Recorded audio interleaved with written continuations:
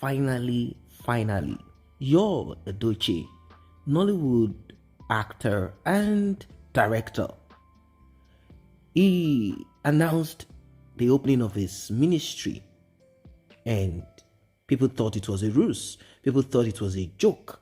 But Yul Edochie is not joking. He actually did a 1 hour plus service where he spoke about love, spoke about the thoughts that God has towards us. He spoke about a lot of things, and I'll tell you this for free. A lot of people were blessed with what Yul Edochie said. I'm sure you also want to hear some of the powerful utterances of Yul Edochie, the revelation, the rhema that Yul Edochie put out on his official page broke a lot of people. It made them cry. Many of them started looking inwards. Where have I sinned, O Lord? Where have I sinned, O God? O God, where have I sinned? Search me, O Lord. Yul Edochie led some of his members to Christ. He told them about how much sin can pull one's relationship with God apart. He spoke at length about how the mercy of God can save even he himself, a dirty sinner. He spoke about how grace found him, how mercy spoke on his behalf. He spoke about how he nearly covenanted his soul to Lucifer. He spoke about how he was introduced to the kingdom of darkness. He nearly sold his soul. He nearly sold his soul to the devil. He spoke about how social media berated him this far for the glory of God. He even went as far as thanking this platform and also thanking all of you subscribers, thanking you for your comments. He said all of this strengthened him, all of this cautioned him, all of this made him break down in tears on his knees, asking God, where have I sinned, O Lord? Purge me, cleanse me of my iniquity, wash me of all the dirt that I swam in and still swimming in. Yeah, he said all of these things. Yul Edochie is really a repentant individual. You know, the Bible itself says, all have sinned and come short of the glory of God. So if you have come short of the glory of God, you know, you just have to. I think it will do us good to listen to Pastor Yul Edochie. Yeah, let us listen to him and we'll talk more. This is a very interesting story, believe me. I want to tell you all how I got here. I mean, how I am today doing ministry. Believe me, it's something a lot of people, everybody needs to hear and know how I got here. So let's just hold on a second, a few more seconds. A couple of people are tuning in as well. Let's give them some time. Let's have more people. So it's me, ready to do the work of God, you know. Well, I thank God for this day. Believe me, I thank God for this day. And I am grateful to God for a day like this. I'm grateful to God for giving me the life, giving me the opportunity, choosing me to serve God. Believe me, there is nothing more important in this life than serving God. There can be nothing more important. Believe me, God has given me everything. I cannot complain. I'm a very blessed man. Everything you can ever think of, God has given me. All my prayer points of many years ago, God has given me everything, and I cannot complain. But at the end of the day, the most important thing in this life is serving God. Believe me. Take it from me. Take it from Yul Edochie. I'm telling all my people out there, there is nothing as important as serving God, having a wonderful relationship with God, serving God in truth, serving God with your whole heart, serving God with love in your heart. All right, so I'll go back to my story. I know a lot of people are, a lot of people are listening. A lot of people are listening to the story. Excuse me, I'm always doing that thing with my neck. Everybody knows. Okay, so on that particular day, I flew from Lagos to Enugu. Yes, no, I had my car was parked in Enugu, so I flew from Enugu to Lagos, did something, finished what I was doing in Lagos. I was supposed to fly back to Enugu, but for some reason, I don't even know what happened. I decided not to take I decided not to fly. I had some issues, something just told me, don't fly. Take a car. I had another car parked in Enugu. So I said, let me take a car from Lagos, one of my cars. I'll drive down to Enugu, then I'll tell somebody to bring the car back for me in Lagos, And I took off. I took off in the morning. Everything seemed fine. There was no issues. I drove out from my house, I stay on the island, so I connected that Ekpe road and boom, I was out. The car seemed okay. I was moving. Smooth journey. A little rain when I took off. After a while, the rain stopped, and then I was having a very, very smooth journey, and I moved, right? And then getting to before Ore, I don't know what happened. Somehow I lost control. I lost control of the car. Maybe I slept off, I don't know. The next thing, I found myself struggling with the car. I was trying to bring myself back on track, like I was going this way, almost off the road. I tried to bring the car back, then it went this way. It hit that stuff in between the road. I think it's the culvert or something, I don't know. In between the road, it hit it, and then boom, before I knew it, the car was somersaulting. The car was turning. But just the moment it turned, that first turn, and I noticed the car turn, and I hit my head on the ground. I was gone. I was knocked out. But before I was knocked out, I heard, first of all, they always say that before you die. That was why I believe that on that day, I actually died. That was the day that my whole life changed. When I had that accident, I believe I actually died. Because they always say that just before you die, you're going to see your life, like you're going to see your life compressed into, like a small SIM card, like you can see your whole life. And that's exactly what happened to me. Immediately the car turned, that first hit upside down. It was as if my whole life was compressed. Everything I've ever done in life, it was as if it was compressed into a SIM card, something very small, like I could see my whole life. Everything was just flashed right before me, compressed like that into a SIM card. And, right before me, it ended with a picture of my daughter, because I had taken a picture of my daughter a night before I left. So that was the last picture I saw. And then I heard a very little voice. The voice said to me, "It's all over, Yul." That was the voice I heard. The voice said, "Yul, it's all over. If you wanted to do anything, I'm sorry, you can't do it anymore. It's all over." That was the last thing I heard, and then blackout. So, excuse me, I knew the car was turning. I knew the car was like somersaulting, but I wasn't feeling anything anymore. I was gone.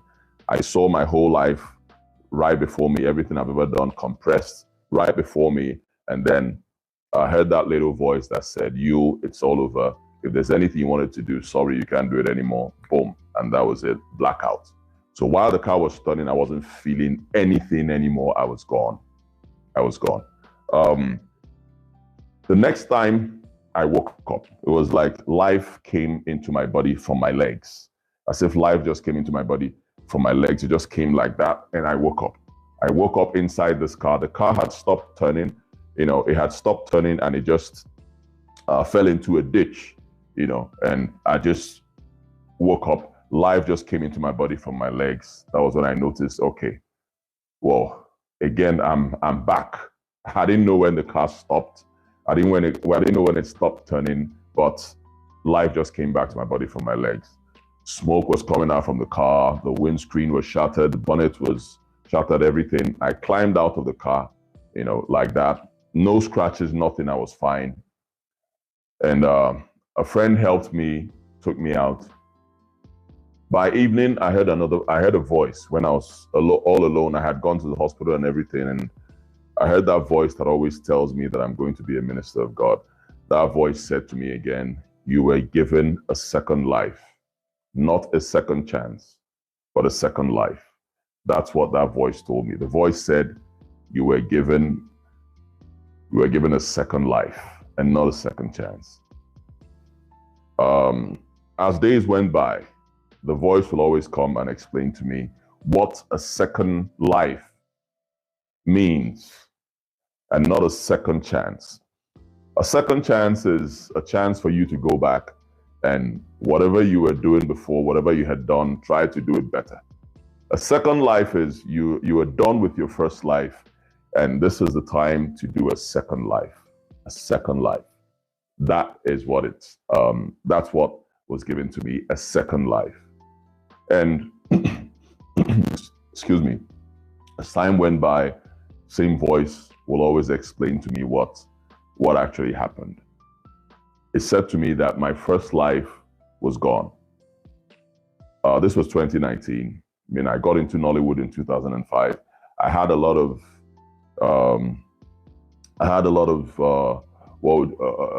prayer points when I got into Nollywood in 2005. And by 2019, I realized that God had answered all those prayers. All my prayer points, God had taken care of. That voice told me, this is a second life. Your first life was about you. Everything you ever wanted, everything you ever asked God for, it's been given to you. This is the second life. This second life is for you to work for God. Welcome back. Now, Yul Edochie has more to say, and he said he's going to do more of this. He said he has a call. You heard him, and it happened the day he had an accident. And that voice, I don't know where the voice, some say he has bipolar. Some say the voice is from the marine kingdom. Some say that the spell of Judy Austin is making him hear weird, voices. But I don't know. I don't really know. I cannot say what I don't know. But what I know is this. Yul Edochie is trying to convince us that his second life is this that he is living, and he wanted to live it with me and Judy Austin, or maybe just Judy Austin. Now, the talk about polygamy is debatable.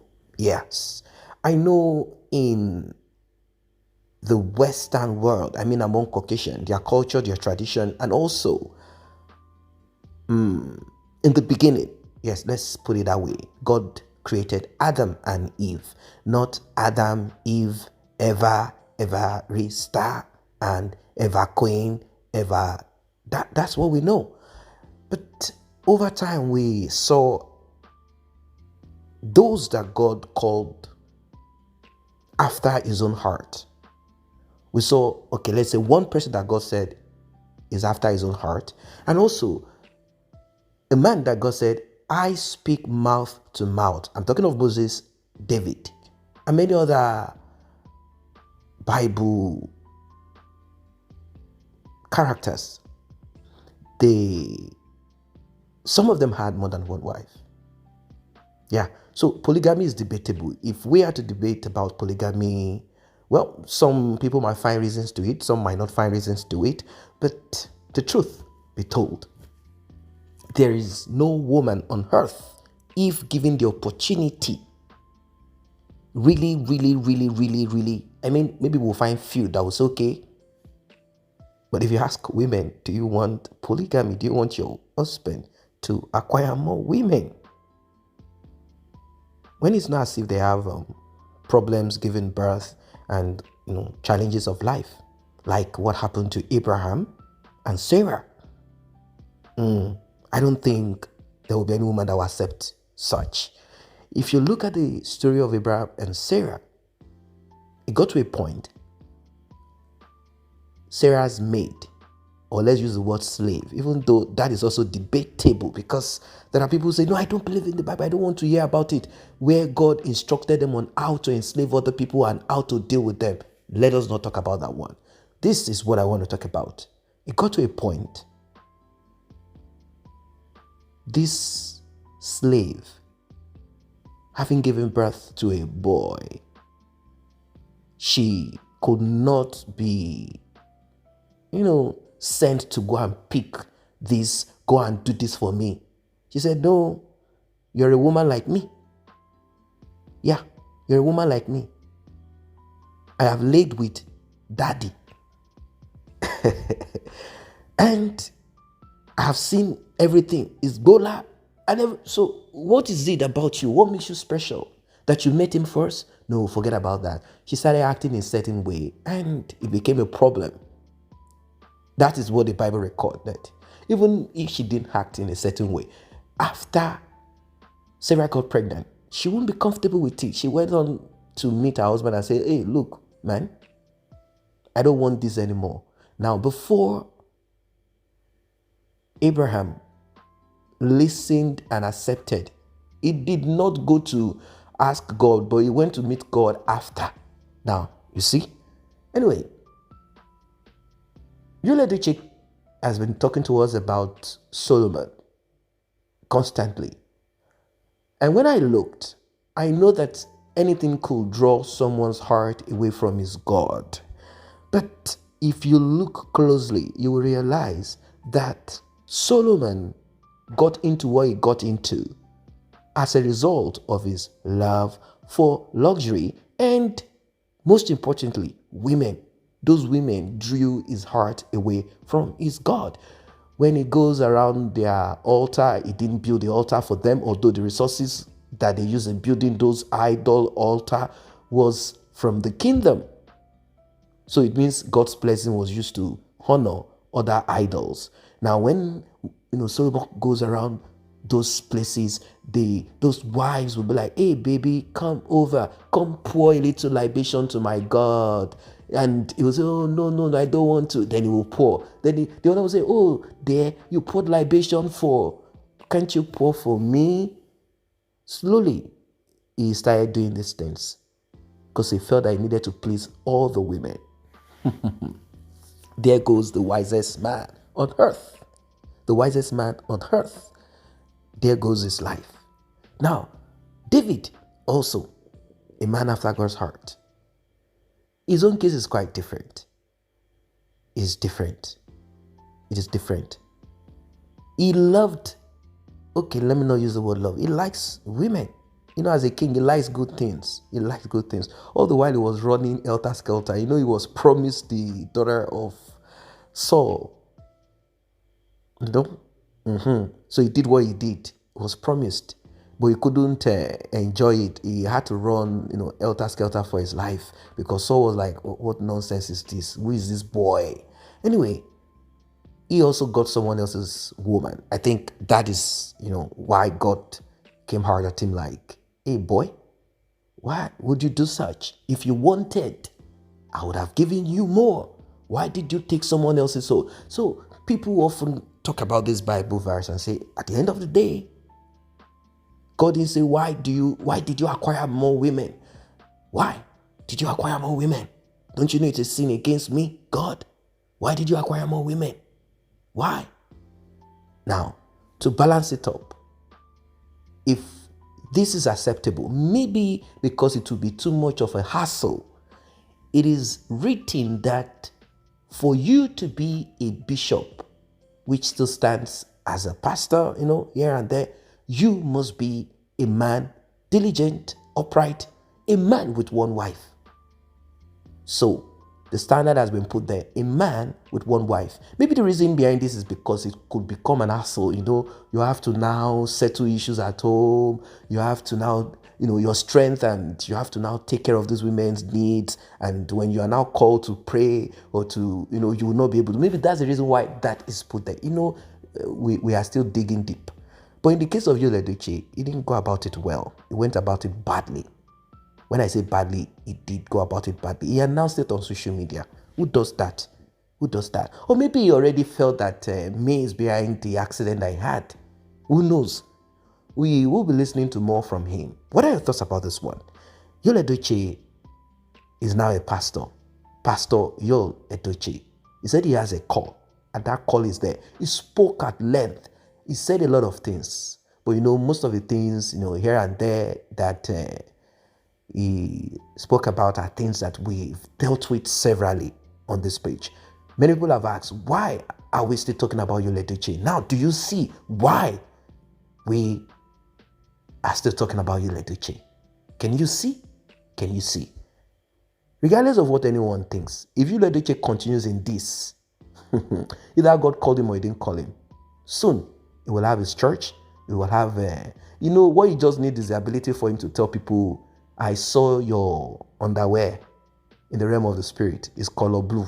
I saw your fridge is full of energy drink. I saw this person is going to RIP in the next few days. You know what? His church will be full. Yeah. What are your thoughts about this one? Drop your comment, like, and share. See you in the next update.